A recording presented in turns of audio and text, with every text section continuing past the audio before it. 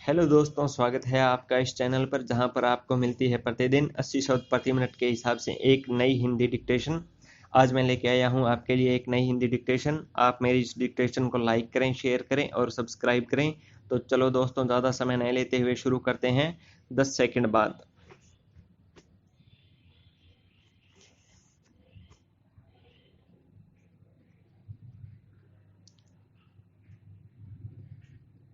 देश की सरकार चाहती है कि सोशल मीडिया पर सरकारी नियंत्रण होना चाहिए। हर आम आदमी के सोशल मीडिया के खाते की जानकारी सरकार को होनी चाहिए। इसके लिए सोशल मीडिया खातों को आधार से जोड़ने की वकालत की जा रही है, लेकिन सवाल है कि आखिर क्यों सरकार ने सुप्रीम कोर्ट में तर्क दिया है कि सोशल मीडिया लोकतांत्रिक राजनीति में अकल्पनीय व्यवधान पैदा कर रहा है। सोशल मीडिया पर अभद्र भाषा, देश विरोधी गतिविधि और फर्जी खबरों में तेजी से वृद्धि हुई है। माना जा सकता है कि सरकार के तर्कों में वजन है, लेकिन क्या यह वजह पर्याप्त है पूरी डिजिटल दुनिया को सरकारी नियंत्रण के साए में लाने के लिए?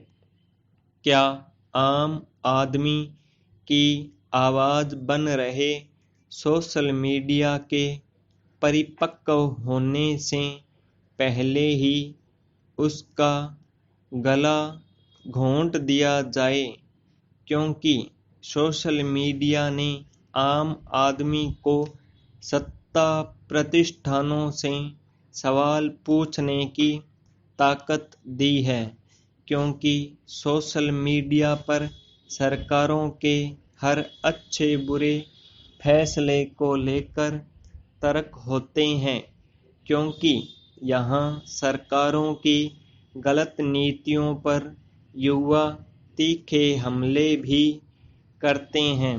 अभी देश में करीब 35 करोड़ सोशल मीडिया यूजर हैं, जो 2021 तक बढ़कर 44 करोड़ हो जाएंगे। मतलब देश की 1/3 आबादी सरकारों से सवाल पूछने की ताकत रख पाएगी।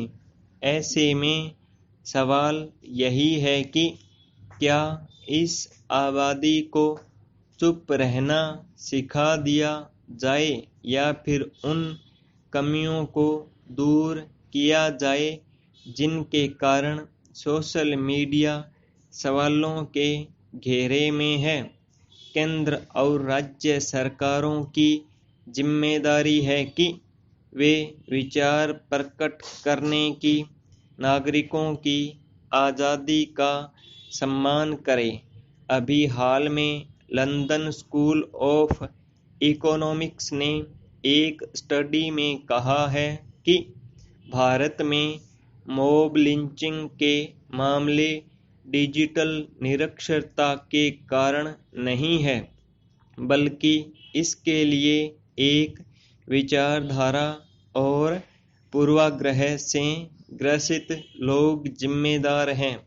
मतलब साफ है कि सोशल मीडिया का दुरुपयोग जानबूझकर कुछ खास किस्म के लोगों द्वारा किया जा रहा है। जरूरी है कि ऐसे खास किस्म के लोगों पर अंकुश का रास्ता तलाशें, बजाय इसके कि सभी को निगरानी में लिया जाए। देश में अभिव्यक्ति की आज़ादी जनता के मौलिक अधिकारों में है, इसका संरक्षण होना चाहिए। अगर सरकार सोशल मीडिया को नियंत्रित करेगी तो तय है कि सरकारें इसका दुरुपयोग भी करेंगी। कई पश्चिमी देशों में इसके सरकारी दुरुपयोग की बातें सामने आ चुकी हैं। ऐसे में जरूरी है कि सोशल मीडिया का दुरुपयोग करने वालों के खिलाफ कार्रवाई होनी चाहिए, लेकिन उस पर नियंत्रण लगाकर आम आदमी के अधिकारों का हनन नहीं होना चाहिए। इस देश में जरूरत है कि हर किसी को मजबूत किया जाए, न कि उसकी आवाज को दबाकर उसकी निजता में दखल दिया जाए। पैरा अंतर्राष्ट्रीय स्तर पर मुख्य शांति दूत वाली संयुक्त राष्ट्र की भूमिका के अवसान का संकेत इराक में ही मिल गया था। इससे पहले भी संयुक्त राष्ट्र की अवमानना होती रही है। इजराइल तो कई दशक से ऐसा करता आया है। यह पहली बार था जब इराक की जंग में सुरक्षा परिषद के स्थायी सदस्य अमेरिका ने इतने खुले तौर पर आम वैश्विक राय व भावना का उल्लंघन किया था। संयुक्त राष्ट्र को भले ही दूसरे विश्व युद्ध के विजेताओं ने गढ़ा, किंतु उसकी जड़ें उन दिनों तक जाती है जब यूरोप के 9 देशों Belgium, Czechoslovakia, France, Greece, Luxembourg, Netherlands, Norway, Poland और यूगोस्लोवाकिया के नेताओं ने 12 जून 1941 को लंदन में ब्रिटेन व राष्ट्रमंडल देशों के नुमाइंदों के साथ मुक्त विश्व की दिशा में काम करने संबंधी घोषणा पत्र पर दस्तखत किए थे। एक ऐसी दुनिया जहां सभी राष्ट्र शांति व सुरक्षा के साथ जी सकें। संयुक्त राष्ट्र के गठन की दिशा में पहला कदम यही समझौता था। 2 माह बाद अमेरिकी राष्ट्रपति रूजवेल्ट व ब्रिटिश प्रधानमंत्री चर्चिल ने अटलांटिक चार्टर की घोषणा की, जिसमें न सिर्फ समान उम्मीदें जताई गई थी, बल्कि निरस्त्रीकरण और पूर्ण आर्थिक सहयोग की बात भी की गई थी। इसके बाद 1 जनवरी 1942 को इन्होंने अटलांटिक चार्टर के उद्देश्य मंजूर करते हुए एक समझौते पर दस्तखत किए, जिसे संयुक्त राष्ट्र घोषणा पत्र कहा गया। यह पहली बार था जब संयुक्त राष्ट्र शब्द का प्रयोग हुआ था।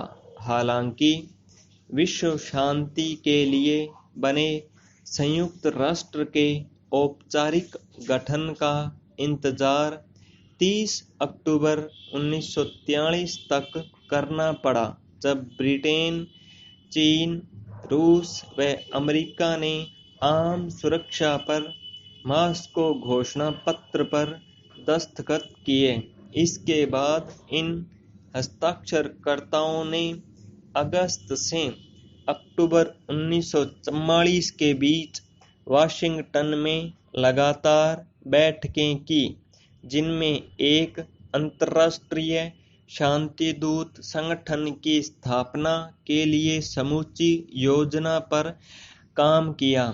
इसके केंद्र में एक सुरक्षा परिषद थी, जिसमें अमेरिका, रूस, ब्रिटेन, चीन और फ्रांस को स्थायी सदस्य होना था। इसके बाद 50 राष्ट्रों की सैन फ्रांसिस्को में 25 अप्रैल 1945 को बैठक हुई।